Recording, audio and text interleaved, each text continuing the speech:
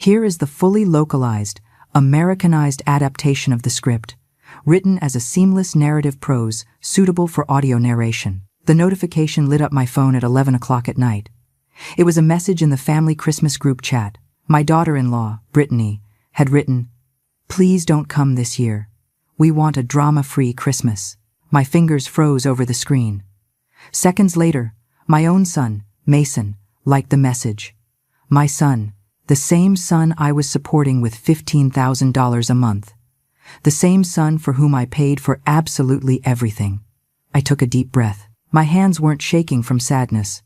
They were shaking from something much more dangerous. They trembled as I typed my reply. Excellent choice. That also frees you from my monthly transfers of $15,000. I hit send. And then, the group chat exploded. My phone began to vibrate incessantly. Calls, texts, desperate voice notes, but it was already too late.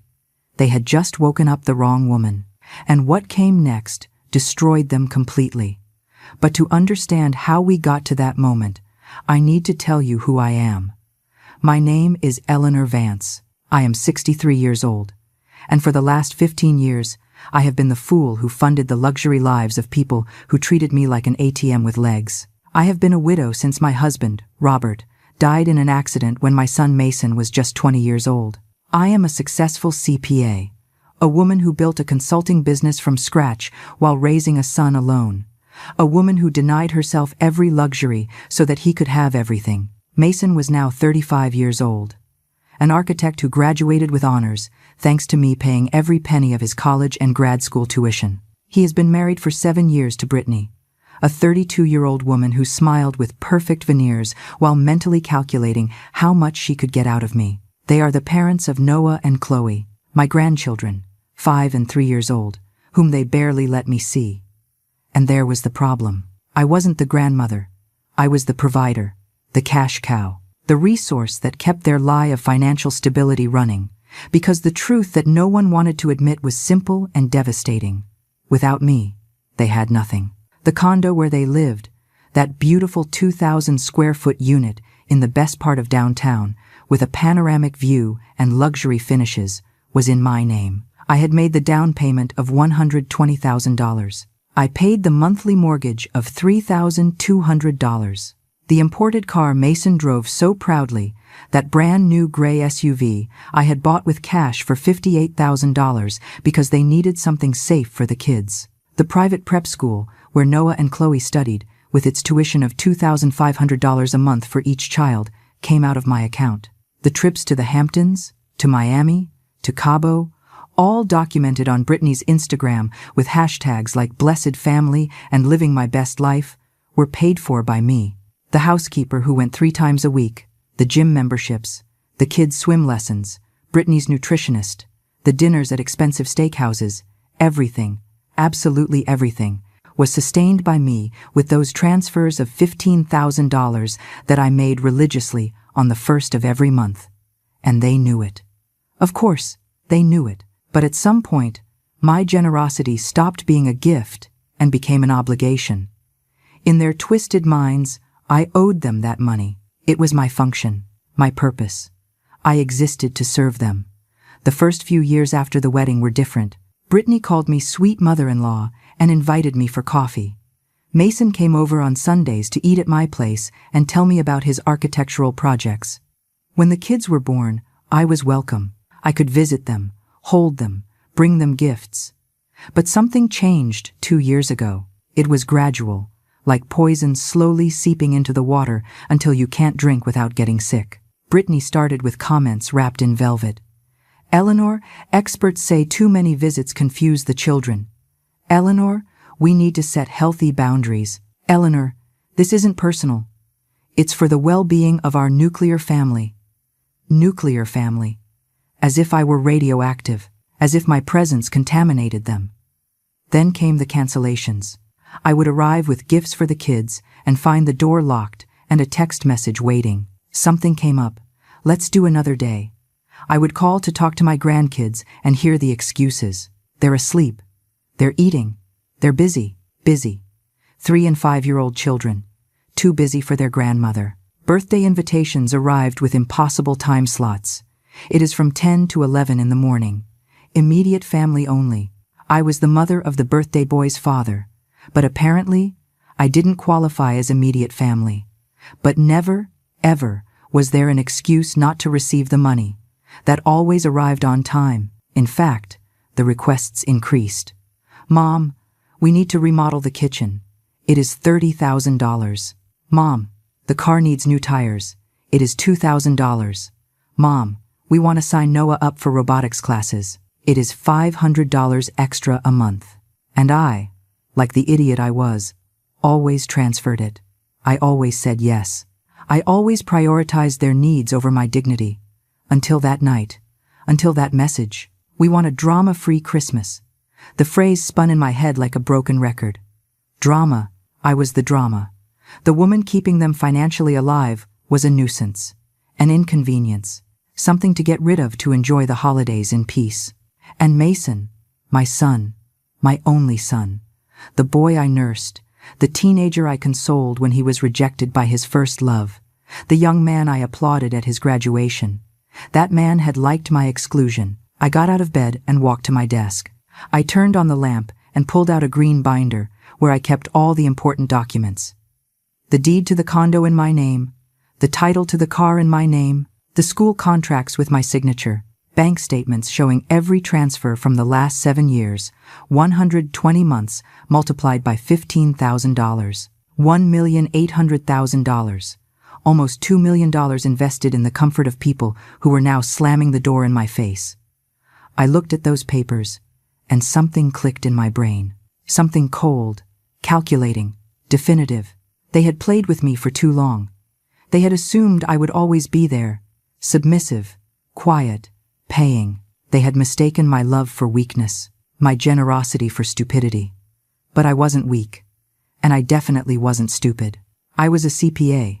I knew about numbers, contracts, and consequences. And they were about to learn the most expensive lesson of their lives. I didn't sleep that night. I sat at my desk, surrounded by documents, statements, and the cold light of the lamp illuminating my face.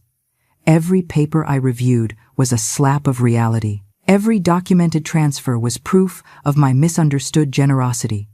But it was also evidence. Evidence that I held all the power and they held absolutely nothing. At 6 in the morning, my phone rang. It was Mason. I declined the call. He called again. I declined again. Then the text messages arrived. Mom, please pick up. Mom, Brittany didn't mean that. Mom, it was a misunderstanding. Misunderstanding. That word made me laugh bitterly. There was no possible misunderstanding in, "Don't come, we want a drama-free Christmas." Those words were crystalline, surgical, deliberate. I put the phone aside and made coffee. While the water boiled, notifications kept coming. Brittany had written in the group, "Eleanor, I think there was a misunderstanding. We can talk calmly." Calmly. As if I were an uncontrolled hysteric. As if my reaction to being publicly humiliated was exaggerated.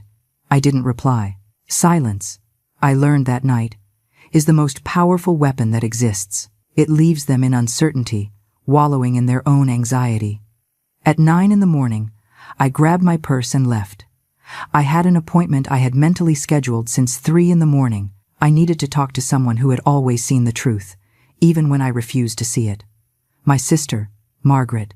She lived 20 minutes from my house, in a modest but cozy building. Margaret was 68, 5 years older than me, and possessed the wisdom of someone who has lived long enough not to swallow lies. When she opened the door, she looked at me and knew immediately that something had changed.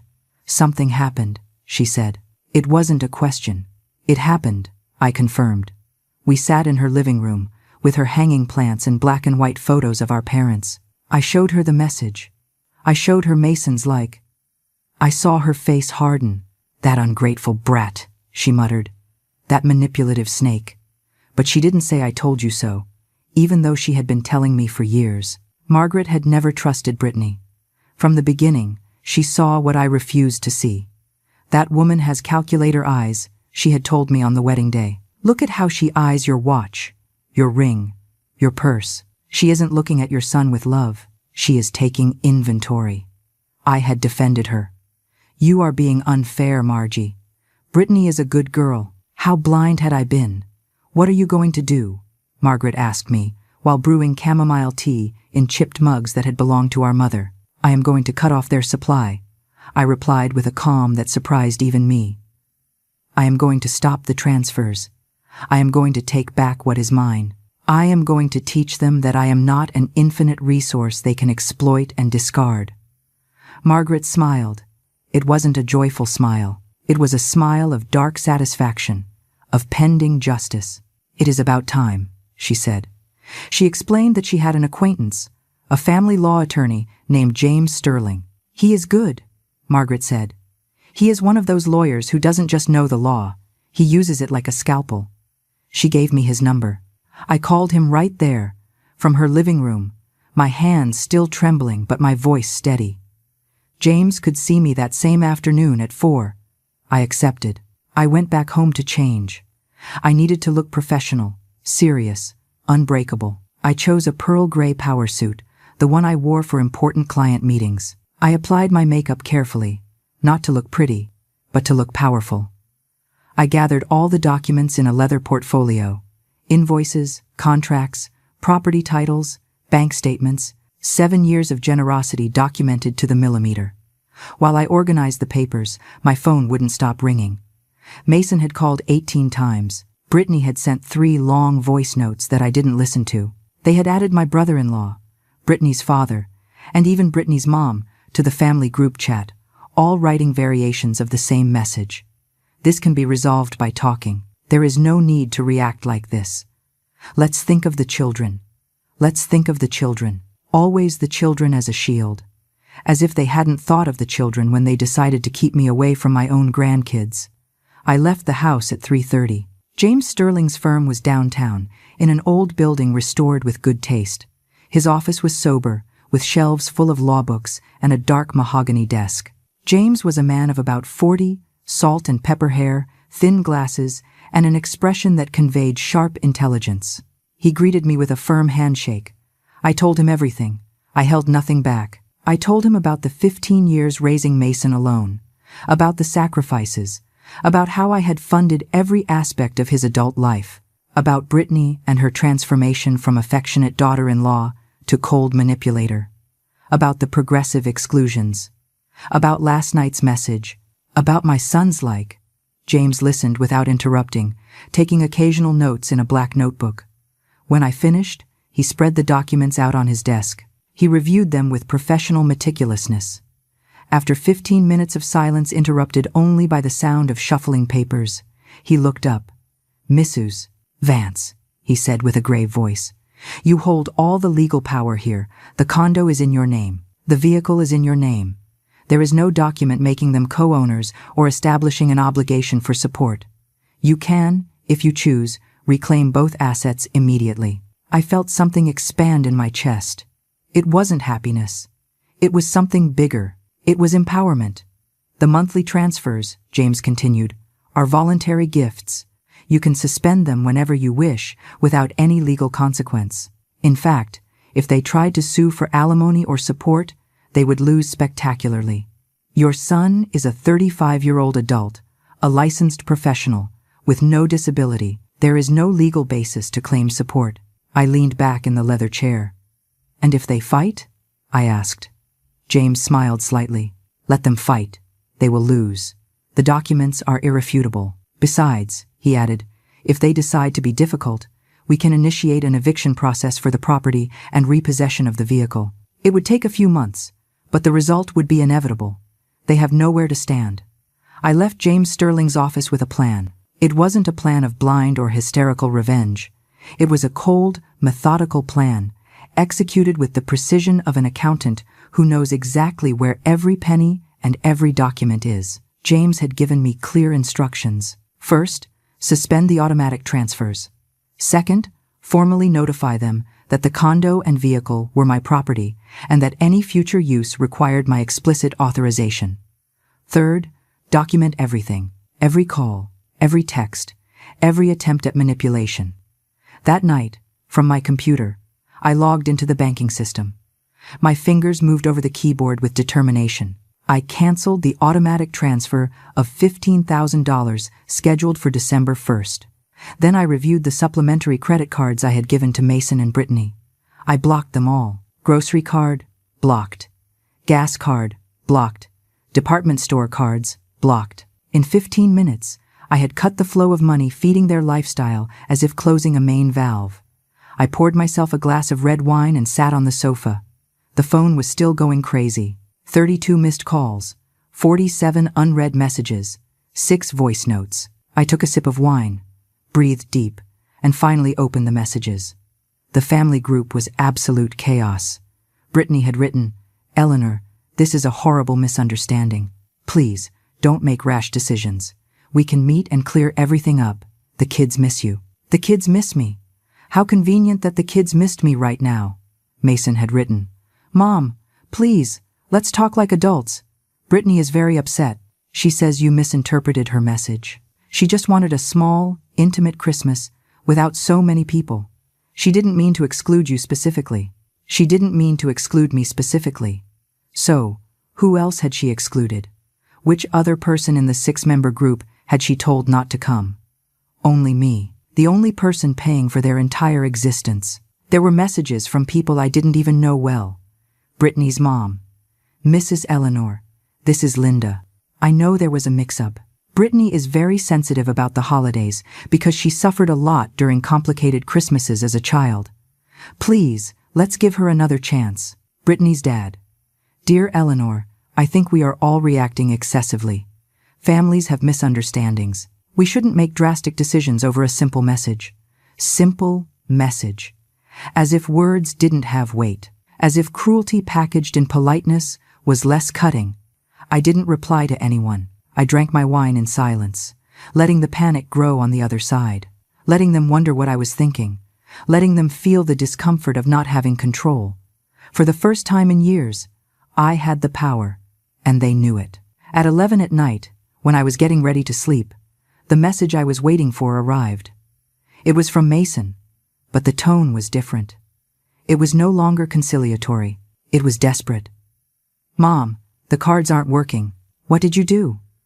Brittany went to the supermarket and the purchase was declined. "This is humiliating.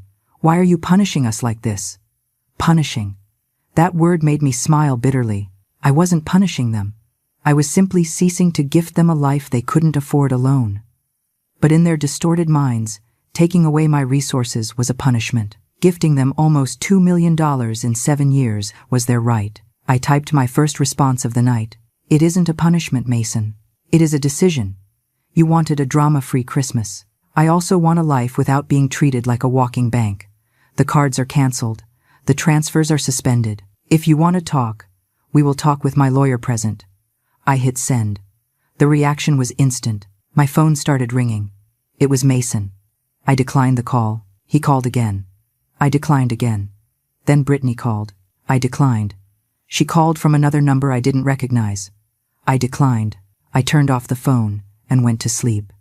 For the first time in months, I slept deeply. There were no nightmares. There was no guilt. Just peace. The next morning, I turned on the phone, and there were 63 notifications. But among all the hysterical messages was one from Margaret. "Proud of you, sis. Stay strong. Love you." That simple message gave me more strength than 1,000 motivational speeches. I made coffee, dressed in comfortable clothes, and prepared to enjoy my Saturday. I had forgotten what a Saturday felt like without worrying about other people's needs. At noon, I received a formal email from James. He had drafted 2 letters, one notifying Mason and Brittany that the condo was my exclusive property and that they required my authorization to continue inhabiting it. Another notifying them that the vehicle registered in my name had to be returned or legal action would proceed. The letters were cold, professional, irrefutable. "Shall I send them?" James asked at the end of the email. "Send them," I replied without hesitation. That afternoon, I went to Margaret's house. I needed to be with someone who understood me, who wouldn't judge me, who wouldn't try to convince me to make peace for the sake of the family. Margaret made her famous pot roast, and we sat down to eat while I told her every detail. "Do you know what the saddest part is?" I told her as I cut a piece of meat that I would have given everything voluntarily if they had treated me with a minimum of respect. I didn't ask for adoration. I just asked to be seen, to be considered, to be included. Margaret put her hand on mine. I know, Ellie. But people like Brittany don't understand respect. They only understand transactions. To her, you were useful as long as you gave and stayed quiet. The moment you had emotional needs, you became a burden. And Mason, she sighed deeply. Mason let that happen. That is his sin. Not her manipulation, but his silent complicity. She was right. Brittany's betrayal hurt, but it was expected. Mason's betrayal was the one that truly shattered me. He was my son, my blood, the child I had rocked in my arms when he cried from colic, the teenager I had hugged when his heart was broken, the young man I had applauded at every achievement. And that man had liked my exclusion. He had chosen the comfort of agreeing with his wife over the dignity of his own mother. Do you think they'll learn? I asked Margaret. She shook her head slowly. I don't know. But that isn't your problem anymore, Ellie. Your problem now is learning to live for yourself. You've spent 40 years living for others. Your husband, rest his soul, loved you but also needed you. Your son needed you and squeezed you until the last drop. When was the last time you did something just because you wanted to? Margaret's question resonated in my head for days. When was the last time I did something just because I wanted to? I couldn't remember. Each decision of the last 15 years had been filtered through Mason's needs. Every purchase, every trip, every plan had been calculated based on how it could help him. Even my own professional victories, I had minimized so as not to overshadow his achievements. I had lived like a satellite orbiting around his sun, forgetting that I also had my own light. On Monday, James's certified letters arrived at their destination. I knew because at 10 in the morning, my phone exploded again. This time, it wasn't just texts. Mason showed up at my condo. I heard the insistent doorbell, then the pounding on the door. Mom, I know you're in there. Please, open up. We need to talk. His voice sounded hoarse, desperate. I remained seated in my living room, drinking herbal tea, listening to him beg on the other side of the door like a stranger. Mom, we got some letters from a lawyer. They say we have to vacate the condo. This can't be real. Please, open up. You are taking this too far. Too far. They had excluded me from Christmas, humiliated me publicly, treated me like disposable trash for years, but I was the one taking things too far. The irony was so thick I could almost touch it. I didn't open the door. After 40 minutes of pleading that turned into frustration and then anger, Mason left. I heard his footsteps fading down the hall, the sound of the elevator, and then silence. My hands were shaking, but not from fear. It was pure adrenaline. I had faced the moment I feared most, seeing him beg, and I had survived without caving. That was progress. That night, Margaret invited me to her reading group. It was a club of ladies from her building who met every 2 weeks to discuss books and drink wine. Normally I would have said no, inventing some excuse about being busy or tired, but I wasn't the Eleanor of before. I'm coming, I told her. And I went. Margaret's friends were fascinating women. Danielle, a 70-year-old former literature teacher with incredible stories about her travels through Europe. Andrea, a retired psychologist of 65 who radiated quiet wisdom.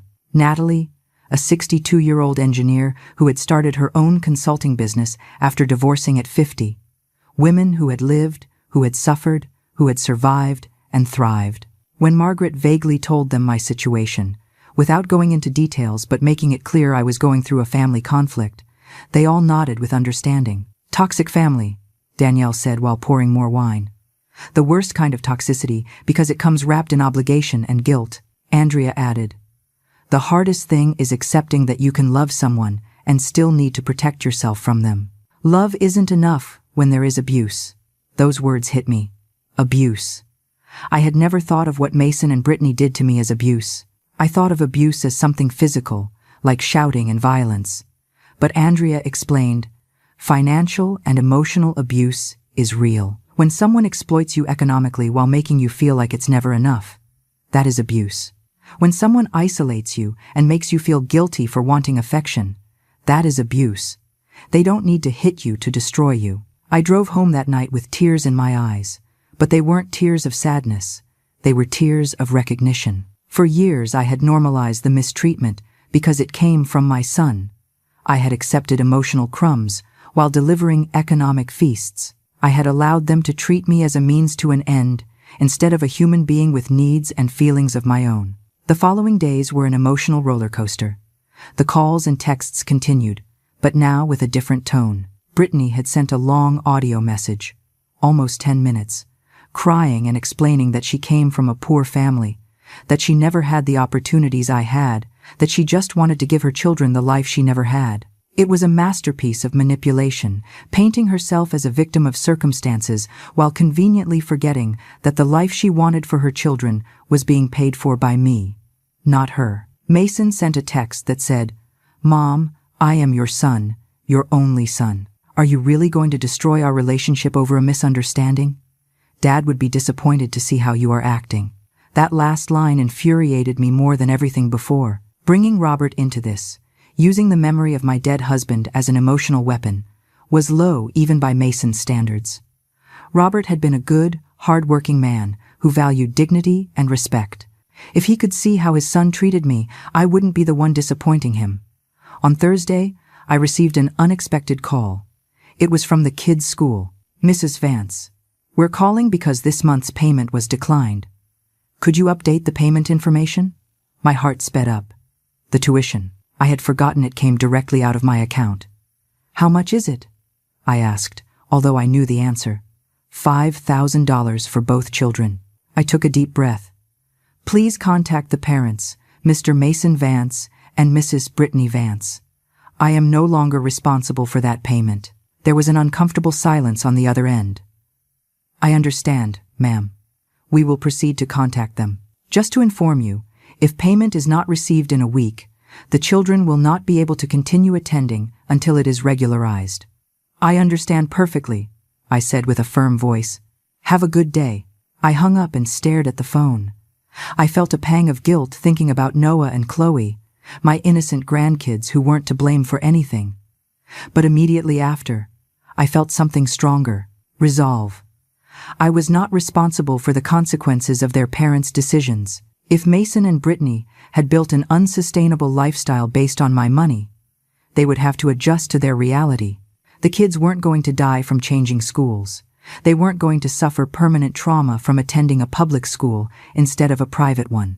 What would cause them real damage would be growing up watching their father exploit their grandmother without consequences. That was the true toxic lesson that had to be broken.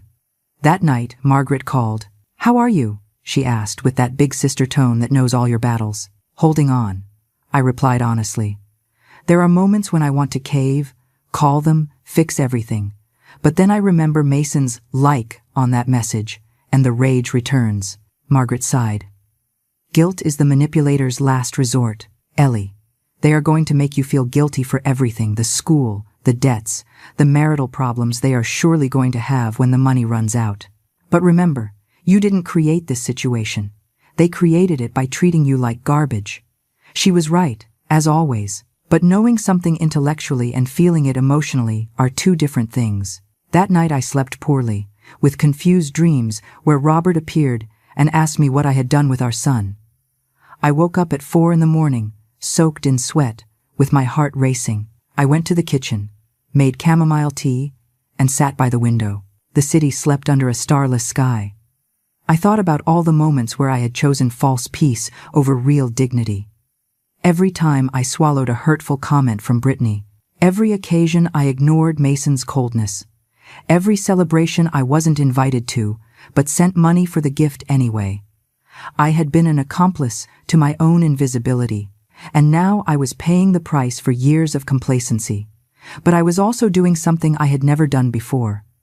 I was choosing myself. For the first time in decades, my needs mattered more than others.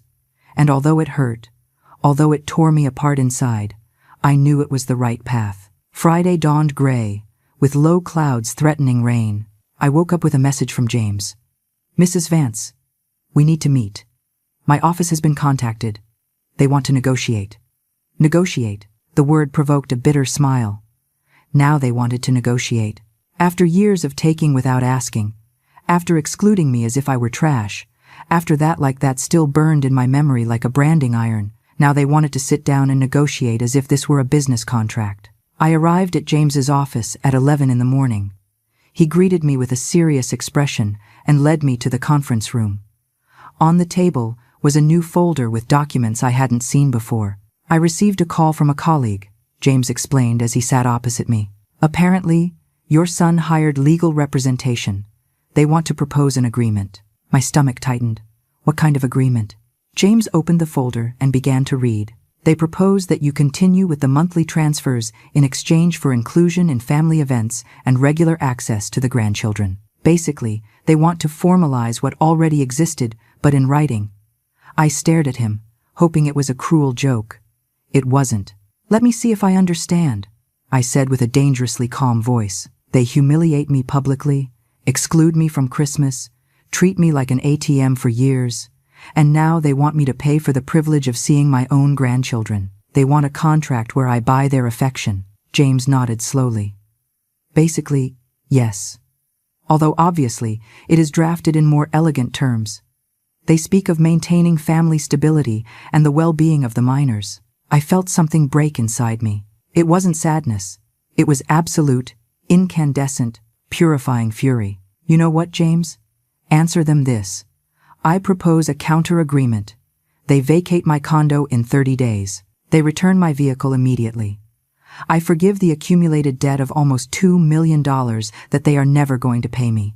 And we part ways as strangers, which is clearly what they prefer to be. James looked at me with something resembling respect. Are you sure? Once this response is sent, there is no going back. They are going to fight. Let them fight? I replied. I have all the documents. They only have audacity and a desperate need to maintain a lifestyle they could never afford alone. James typed while I spoke, capturing every word, transforming my fury into precise and irrefutable legal language. I left the office feeling strangely light. It was as if I had left a weight of decades behind in that conference room. I decided to do something I hadn't done in years. I went into an elegant downtown cafe, ordered an expensive cappuccino and a piece of chocolate cake, and sat by the window to watch people pass by. I didn't check my phone. I didn't think about the consequences. I just existed in that moment, savoring the coffee, the chocolate, the freedom of not having to solve anyone else's problems but mine. It was 45 minutes of pure peace. Then, as if the universe couldn't let me rest, my phone started to vibrate. It was an unknown number. I answered out of curiosity. Eleanor Vance. It was a woman's voice I didn't recognize. This is Linda Moreno, Brittany's mother. I need to speak with you urgently. I was about to hang up, but something in her tone stopped me. She didn't sound manipulative. She sounded tired. What do you want, Linda? I asked coldly. There was a long sigh on the other end. I want to apologize for what is happening. Brittany told me her version, but I know my daughter. I know how she is. I know what she has been doing. That caught my attention completely. And what has she been doing exactly? Linda lowered her voice, as if she feared being overheard.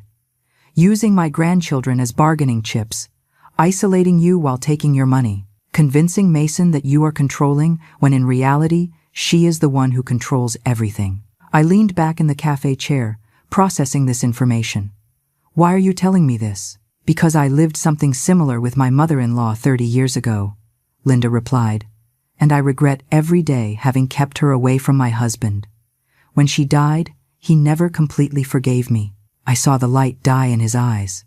I don't want my grandkids to grow up with that resentment.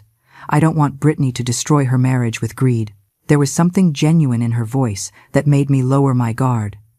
Your daughter excluded me from Christmas, Linda. My own son liked that message. Do you understand what that means? It wasn't an accident. It was deliberate. It was cruel. I know, Linda said with a broken voice. And it is wrong. Terribly wrong. But I also know that Mason is weak. Brittany has him completely manipulated. She threatens to leave and take the kids every time he doesn't do what she wants. That information hit me. It didn't justify anything, but it explained Mason's complicity. He wasn't strong. He never had been. Since he was a boy, he had been sensitive, needing approval, fearful of conflict. Brittany had seen that and exploited it masterfully. "And what do you suggest I do?" I asked, although I already knew it wouldn't change my decision. "I am not asking you to return the money," Linda said quickly. "That would be absurd. You have every right to cut off the supply. What I am asking is that, when this explodes, and it is going to explode because Brittany doesn't know how to live without luxuries, don't completely close the door on Mason. He is weak, but he is your son. And deep down, I know he loves you. He is just lost." We hung up after a few more minutes of conversation. I stared at my now cold coffee, thinking about Linda's words. Part of me wanted to believe her. I wanted to believe that my son still loved me, that he was just confused, manipulated, lost. But another part of me, the part that had grown in the last few weeks, knew that love without actions is just an empty word. Mason might love me in theory, but in practice, he had abandoned me. That night, Margaret came to my house with a bottle of wine and Italian takeout.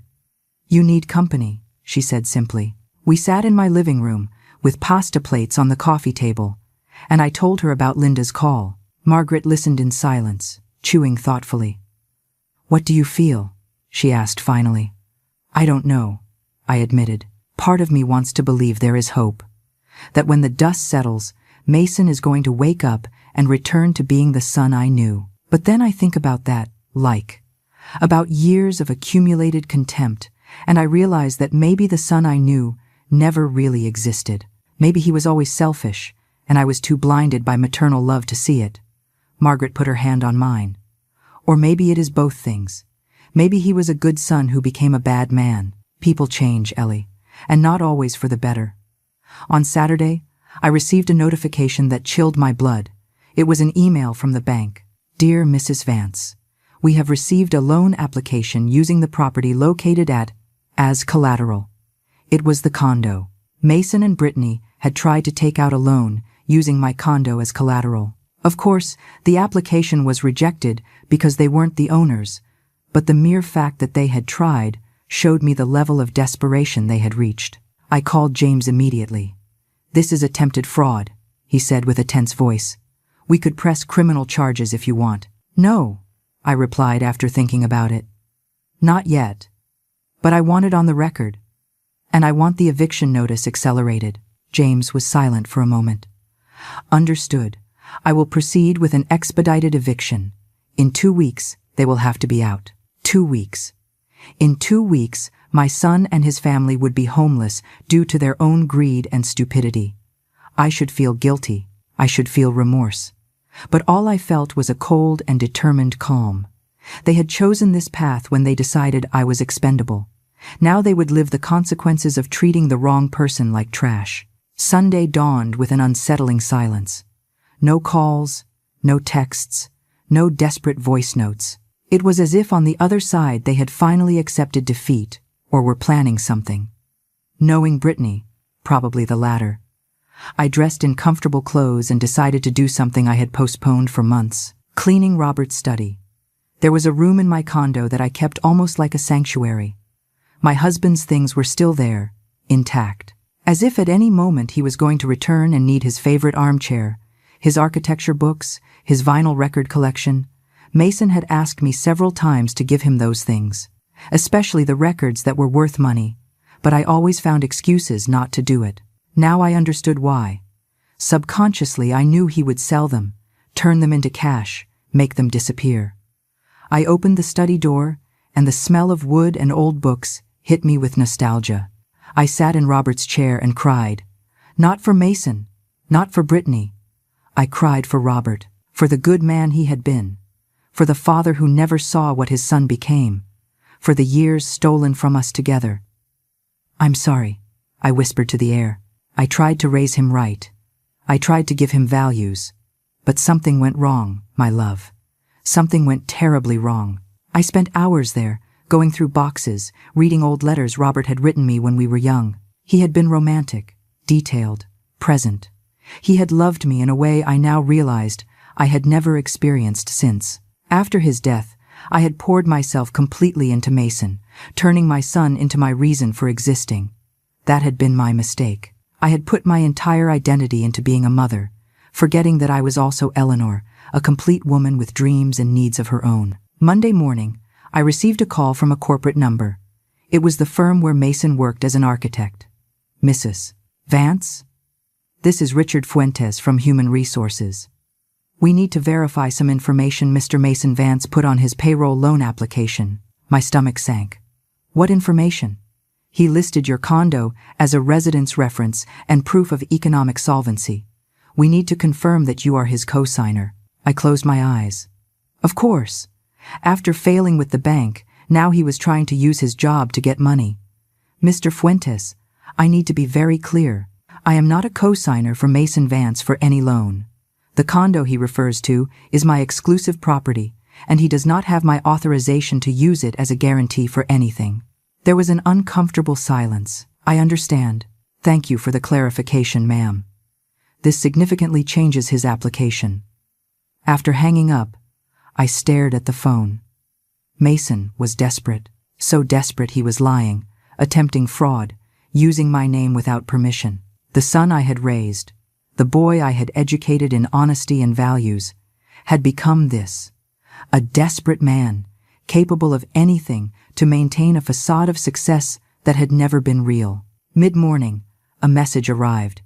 It was from an unknown number, but the content froze my blood. It was an audio file. I played it and heard Brittany's voice, but she wasn't speaking to me. It was a conversation someone had recorded secretly. Brittany was talking to someone, probably a friend, saying, "The stupid old hag finally realized we were using her.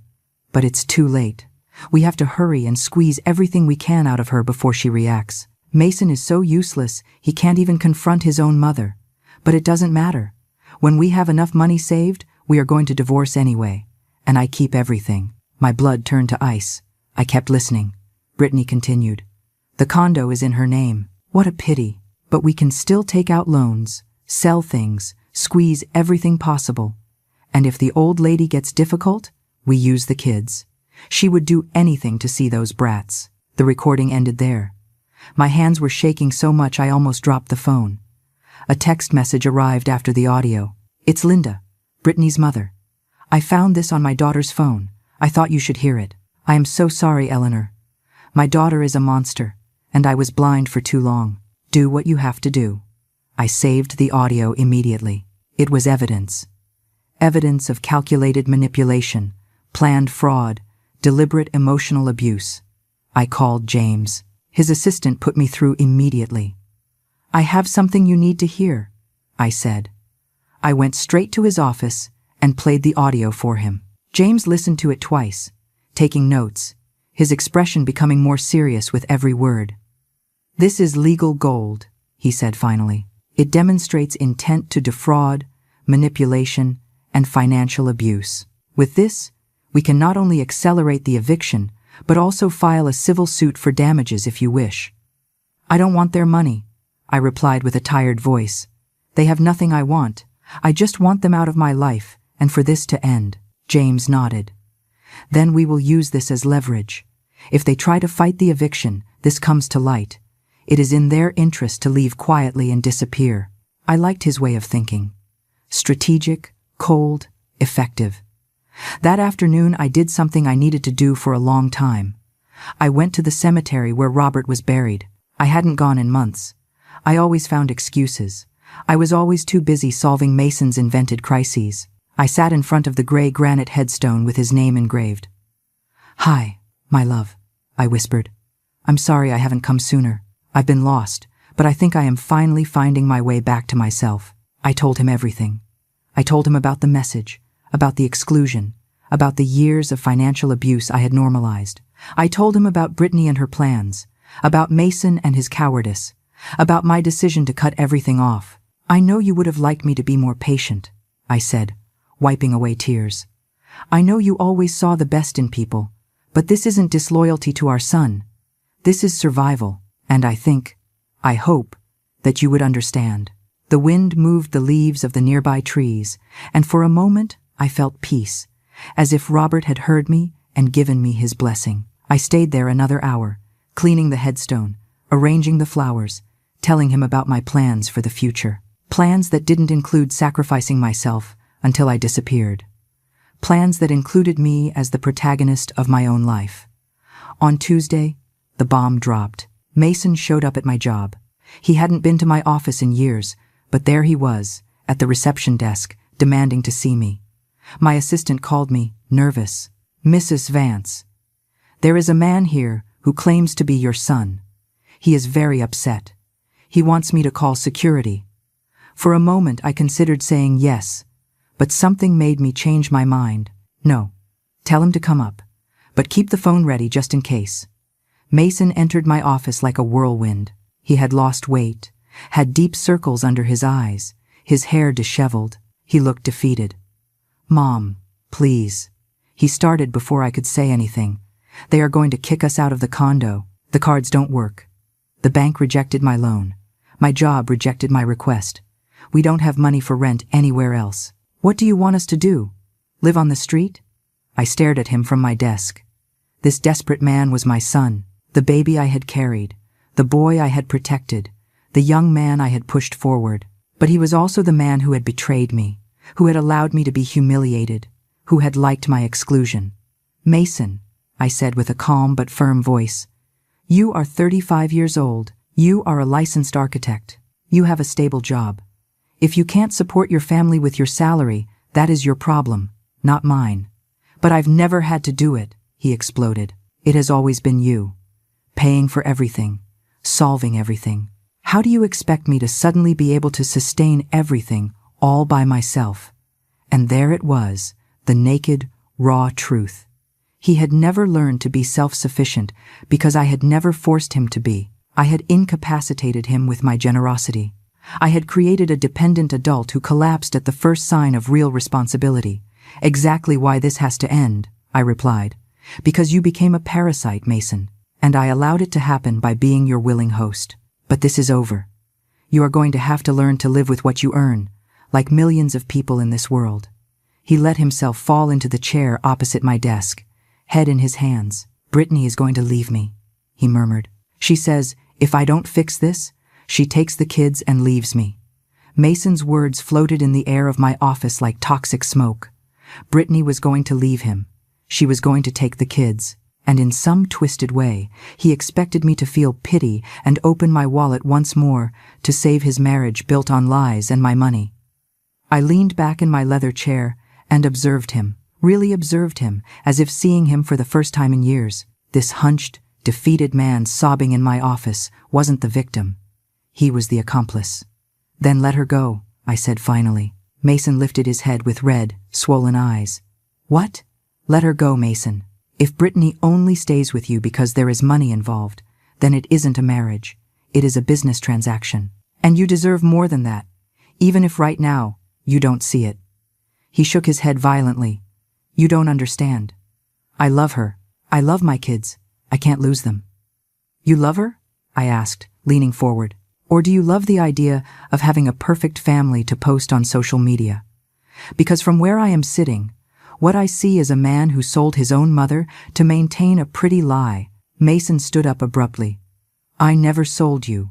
You are my mother. It's just, Brittany has her ways, and I have to keep the peace in my house by liking it when she excludes me from Christmas," I said in a dangerously low voice. "That is your way of keeping the peace, sacrificing me so as not to inconvenience your wife." Mason stayed silent. He had no defense for that, because there was no possible defense. "I need you to understand something," I continued. "I love you. I am always going to love you because you are my son, but I no longer respect you. And without respect, love becomes something toxic that destroys us both."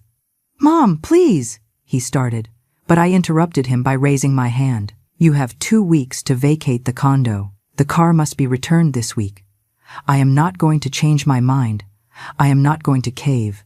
I am not going to rescue you this time, nor the next, nor ever again. It is time for you to grow up, Mason. It is time you learned that actions have consequences." He looked at me with a mixture of disbelief and desperation. "I can't believe you are capable of doing this," he said with a broken voice. "I can't believe you were capable of treating me the way you did," I replied. "But here we are. Now, please, leave my office. I have work to do." Mason stood there a few seconds longer, as if waiting for me to crumble, to yield, to return to being the infinitely generous and eternally exploitable mother. But when he saw it wasn't going to happen, he left, slamming the door so hard it made the pictures on the wall shake. My assistant ran in. "Are you okay, Mrs. Vance?" We heard the slam. "I am perfectly fine," I replied. And to my surprise, it was true. I felt perfectly fine, strong, whole. For the first time in years, I didn't feel guilty for setting boundaries. That night, when I got home, I found something unexpected in my mailbox. It was a handwritten letter, with childish, irregular handwriting. I opened it with shaking hands. "Dear Grandma Eleanor," it read. "I miss visiting you a lot. I miss your cookies and your hugs. Mom says you are mad at us. I don't know why. I love you very much. Your grandson, Noah." Underneath was a drawing of two figures holding hands, one big and one small, with a bright yellow sun above. I sat on the floor of my entryway and cried like I hadn't cried in weeks. I cried for Noah, for Chloe, for the relationship we were losing because of their parents' toxicity. I called Margaret immediately. "I can't do this," I told her between sobs. "I can't stay away from my grandkids. They are innocent. They aren't to blame." Margaret listened to my crying for a few minutes before speaking. "Ellie, listen to me. Those kids are going to be okay. You are going to find a way to maintain contact with them when they get older. But right now, if you cave, you are teaching Noah and Chloe that it is okay to exploit people who love you. Is that what you want them to learn?" She was right. I knew it. But intellectual knowledge didn't soothe the pain of Noah's letter burning in my hands. "Brittany used that child to write this," Margaret said with a hard voice. "A 5-year-old boy doesn't write spontaneous letters. She made him write this because she knew it was the only weapon that could still work. It is pure manipulation. I knew it then. Of course, it was manipulation. The handwriting was Noah's, but the words smelled of Brittany. On Wednesday, I received a message from James. "I need to see you urgently. Things have happened." I arrived at his office with my heart racing.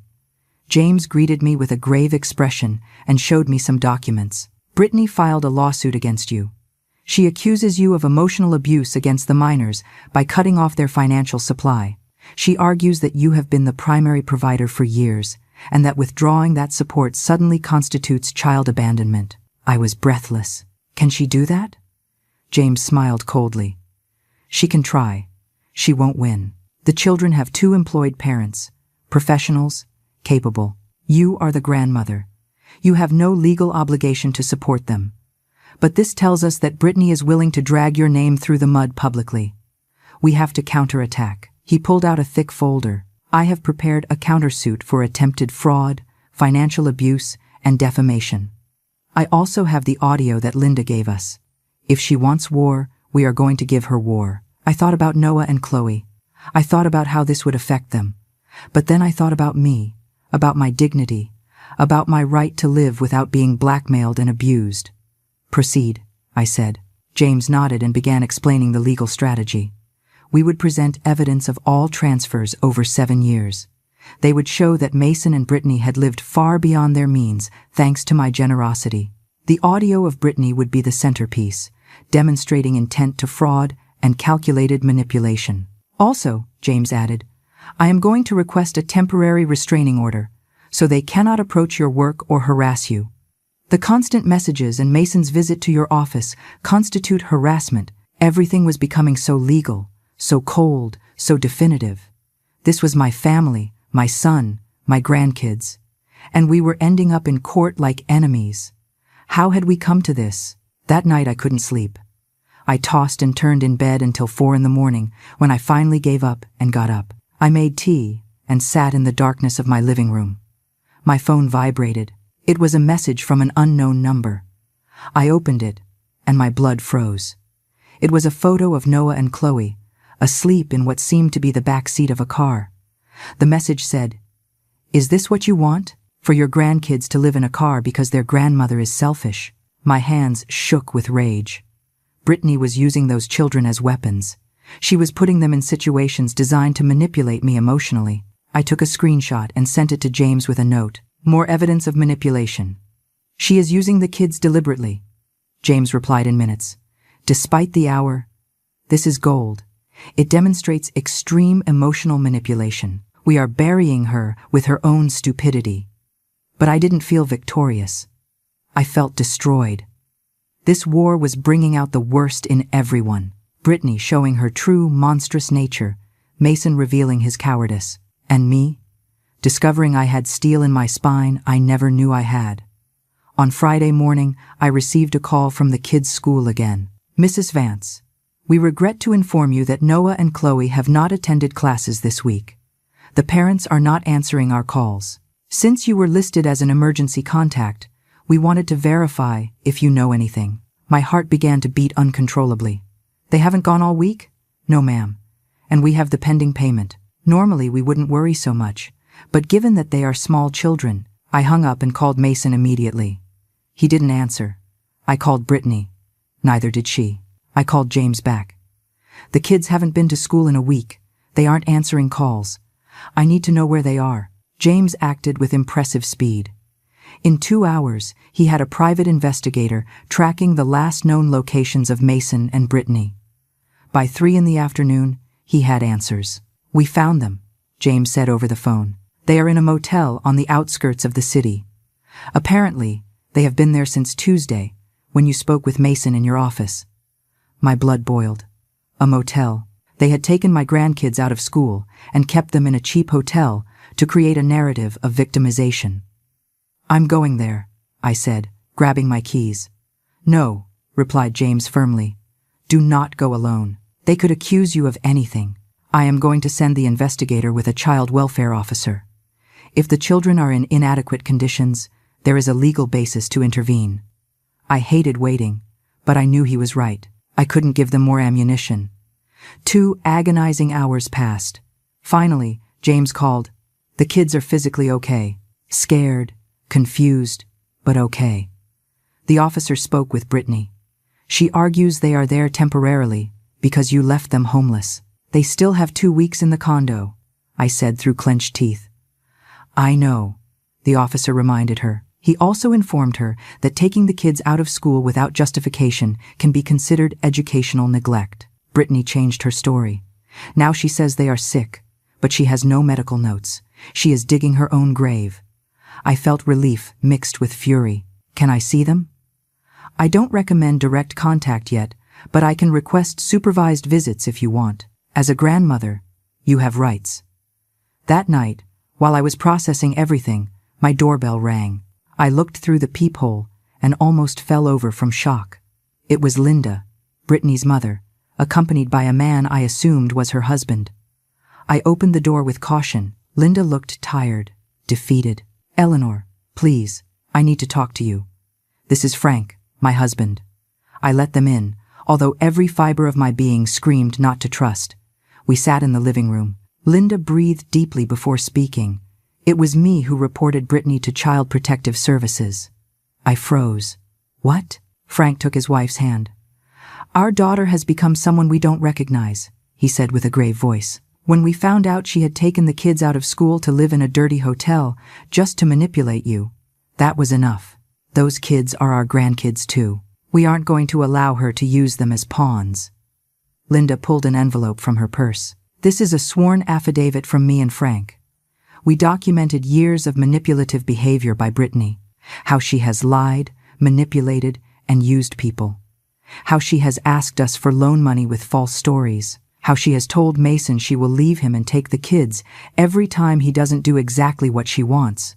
We want this to stop, and if that means testifying against our own daughter in court, we will do it. I stared at the envelope, unable to fully process what was happening. Brittany's parents were on the side of the truth, even if it meant exposing their daughter. Why? I asked with a hoarse voice. Frank replied. Because allowing her to abuse you would make us accomplices. Because those kids deserve to grow up in an environment where people treat each other with respect. And because, frankly, Mrs. Vance, you have been more generous to our family than we could ever be. You didn't deserve this. Linda wiped her tears. Brittany learned these behaviors partly from me. When I was young, I also manipulated. I used people's emotions to get what I wanted. My first marriage was destroyed by that. When I met Frank, he made me see how toxic I was. I changed, but the damage to Brittany was already done. She saw those patterns in her childhood and perfected them. It is my fault, in many ways, and I need to do the right thing now. I poured them coffee, and we talked for hours. They told me stories that chilled my blood. Brittany had scammed her elderly aunt, inventing a medical emergency and keeping $15,000 she never returned. She had manipulated a previous boyfriend into buying a car in her name, then left him and kept the vehicle. She had convinced friends to lend her money she never paid back. Mason hadn't been her first victim. He was just the most successful one because I was behind him with an open wallet. Does Mason know all this? I asked. Linda shook her head. Brittany is brilliant at keeping her life compartmentalized. Mason only knows the version of her that she wants to show him. The perfect wife, the devoted mother, the woman who only wants the best for her family, Frank added. And when he starts to see cracks in the facade, she uses sex, tears, or the threat of taking the kids. She keeps him controlled with fear and guilt. I went to sleep that night with my head spinning. The next day was Saturday and, according to James, it would be the day of the final confrontation. He had organized an informal meeting in a public restaurant. Present would be me, Mason, Brittany, Linda, Frank, and James as legal mediator. The goal was to try to reach an agreement without going to court, but we all knew it would probably end in an explosion. I arrived at the restaurant at 2 p.m. It was an elegant place, but not ostentatious, with tables spaced for privacy. James was already there, with his briefcase and his shark expression. Linda and Frank arrived minutes later. We waited. At 2:15, Mason and Brittany entered. Mason looked worse than the last time I saw him. Brittany, however, came impeccably groomed, in a cream-colored dress and perfect makeup, always the presentation. We sat at a large table, with James at the head as referee. The tension was so thick it could be cut with a knife. Brittany was the first to speak, with a soft, controlled voice. Eleanor, I appreciate you agreeing to this meeting. I think there have been terrible misunderstandings and that, as a family, we can resolve this civilly. Her tone was perfect, conciliatory, reasonable. Anyone who didn't know her would think she was the voice of reason. But I knew her now. I had seen behind the mask. Brittany, I said with a calm voice, save the theater. Everyone here knows exactly who you are. She blinked, her mask wavering slightly. I don't know what you are referring to, James intervened, pulling documents from his briefcase. Mrs. Brittany Vance, we have extensive evidence of manipulation, attempted fraud, and financial abuse, including a recording where you discuss plans to squeeze Mrs. Vance and then divorce your husband. The color drained from Brittany's face. She looked at Linda with accusing eyes. You. Linda held her gaze without wavering. Me. Because what you are doing is wrong, Brittany, and I am not going to be an accomplice to it.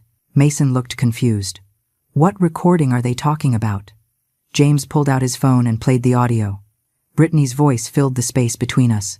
The stupid old hag finally realized. Squeeze everything we can. When we have enough money saved, we are going to divorce anyway. I watched Mason's face go through all the stages of shock. Disbelief, recognition, horror, betrayal. He looked at Brittany as if seeing her for the first time.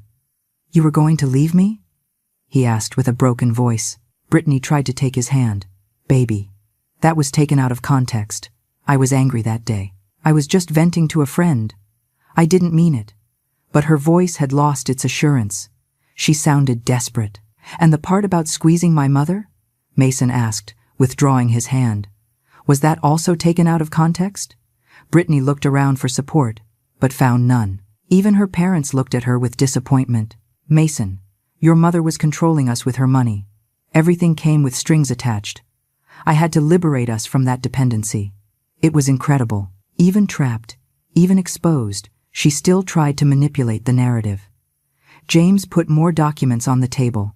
Here are all the records of Mrs. Vance's transfers over 7 years, $1,800,000. There was never a single condition. She never asked for anything in return, just love and basic respect, and you gave her humiliation and exclusion. Brittany stood up abruptly. I am not going to stay here and be judged by people who don't understand how hard it is to raise kids in this economy. Sit down, Brittany, Frank said with a voice that allowed no argument. She looked at him surprised. Her father had never spoken to her like that. Slowly, she sat down. James continued. Here is my proposal. You vacate the condo in 1 week. You return the vehicle today. Mrs. Vance will not press charges for attempted fraud. In exchange, you sign an agreement where you renounce any future claim on Mrs. Vance's estate. Additionally, a supervised visitation schedule is established so she can see her grandchildren once a month. Mason looked at the table, defeated. Brittany clenched her jaw with fury. And if we refuse? She asked with venom in her voice. James smiled coldly. Then, we see you in court, where all this evidence becomes public, where your reputation gets destroyed, where potentially Child Protective Services gets involved deeper, and where, I guarantee you, you are going to lose everything anyway, just with added public humiliation. The silence that followed James's words was deafening. Brittany looked at the documents on the table as if they were venomous snakes. Mason had his head in his hands, breathing heavily. Linda was crying silently, while Frank squeezed her shoulder. And I, sitting there with my back straight and hands calm on my lap, felt something I hadn't experienced in years. Peace. I need to talk to Brittany in private, Mason said finally with a hoarse voice. James shook his head. Everything discussed must be here, with witnesses, no more private manipulations. Mason looked up, eyes bloodshot. I am not going to manipulate anything. I just need to speak with my wife. I looked at James, who sighed and nodded. 5 minutes. At that table over there, in plain sight, Mason and Brittany got up and went to a nearby table. We watched them, but couldn't hear. I saw how Mason spoke with sharp gestures, how Brittany tried to touch him, and he pulled away. I saw the exact moment she realized she had lost. Her face went from pleading to fury in seconds. She said something that made Mason recoil as if she had slapped him. Then she got up and walked directly toward our table. Fine, she said with a tense voice. I will sign your damn agreement, but I want everyone here to know that you are destroying a family. Those kids are going to grow up wondering why their rich grandmother abandoned them. They are going to know we had to move to a horrible place because their grandmother decided to be cruel and vindictive. She looked directly at me, with pure hatred in her eyes. I hope it's worth it, Eleanor. I hope your wounded pride is worth the price of not watching your grandkids grow up. I stood up slowly, holding her gaze. Brittany, my grandkids are going to grow up knowing the truth. They are going to know their grandmother loved them so much she refused to allow their parents to raise them in an environment of lies and manipulation. They are going to know their grandmother had the courage to set boundaries when it hurt. And someday, when they are adults and understand how the world works, they are going to look for me. And I am going to be there, waiting for them with open arms. Brittany let out a bitter laugh. What a nice speech. Very inspiring. But the reality is, you are a bitter old woman who couldn't stand not being the center of attention. All this because we didn't invite you to a Christmas dinner. A single dinner. And for that, you destroyed everything. Her voice had raised in volume. Some people at other tables were starting to look. No, I said with a firm but calm voice. This is because for years you treated me like a walking bank. Because you used me, humiliated me, and made me feel my only value was financial. The Christmas dinner was just the straw that broke the camel's back. It was the moment I finally saw with clarity what you really thought of me. James intervened before Brittany could respond. Enough drama. Sign. Or we see you in court. Mason had returned to the table. He looked defeated, like a man who had just lost everything he believed in. We will sign, he said with a dull voice. Brittany looked at him with fury but said nothing. James took out the documents and placed them in front of them. 3 copies of the agreement. The terms were clear. Immediate eviction, return of the vehicle, waiver of any future claims, and monthly supervised visits with the kids. Brittany signed first, with violent strokes that almost tore the paper. Mason signed next, with a shaking hand. Then it was my turn. I put my name on those documents and felt as if I were signing the death certificate of a relationship that had died a long time ago. James collected the copies and put them in his briefcase. You have until next Friday to vacate. Keys must be delivered to my office. The vehicle must be in Mrs. Vance's building parking lot tonight at the latest. Brittany stood up without saying a word and walked out of the restaurant. Mason stayed a moment longer, looking at me with eyes full of something that could have been regret or resentment. I wasn't sure. Mom, he said finally, I'm sorry. For everything. Those were the only sincere words I had heard from him in months. I didn't answer. I just nodded. He left following Brittany, walking like a man towards his execution. Linda approached me after they left. Thank you for not destroying them completely. I know you could have. I hugged her. This woman who had the courage to betray her own daughter to do the right thing. Your grandkids need good grandparents in their lives. Stay close to them. They are going to need all the stability possible in the coming months. Linda nodded, crying on my shoulder. Frank shook my hand firmly before leaving with his wife. Margaret, who had been silent throughout the entire encounter, finally spoke. How do you feel? I thought about the question. How did I feel? Free, I replied finally. I feel free, Margie. For the first time in 15 years, I feel like I can breathe without the weight of other people's expectations and demands crushing my chest. She smiled with tears in her eyes. I am so proud of you, sis. The following days passed in a blur of activity. The car was returned that same night, parked in front of my building with the keys left with the concierge. On Friday, as agreed, Mason and Brittany delivered the condo keys to James's office. There were no dramatic goodbyes, no last pleas, just silence and signed papers. I went to the condo after they left to assess the damage. I expected to find destruction, revenge materialized in scratched walls or broken appliances.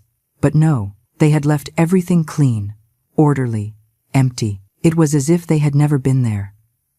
I walked through the empty rooms, my steps echoing in the furniture-free space.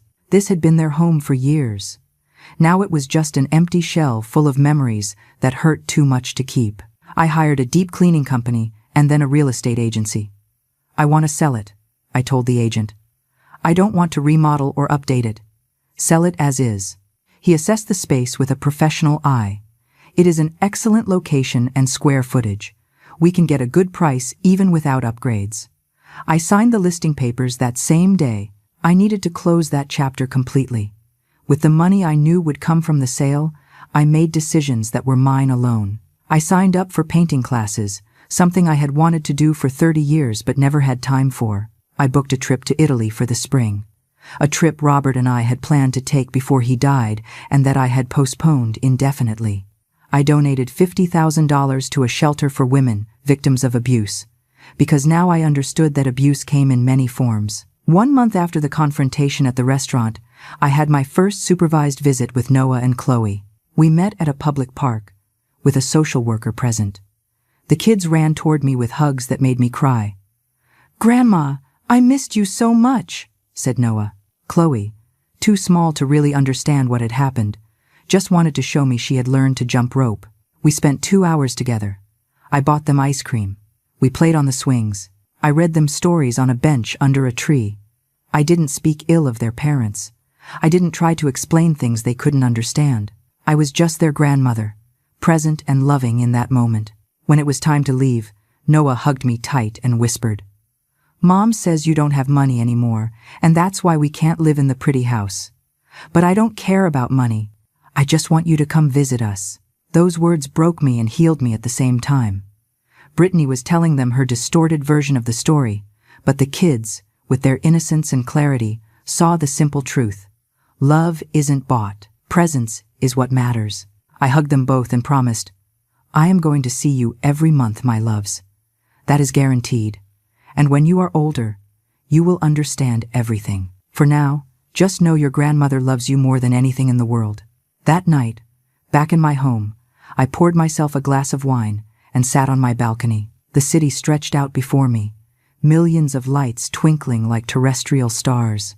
I thought about everything I had lost, the illusion of a united family, the daily closeness with my grandkids, the relationship with my son that would probably never be the same. But I also thought about everything I had gained, my dignity, my autonomy, my peace of mind, my self-respect. Margaret was right that night, weeks ago, when she asked, when was the last time I did something just because I wanted to?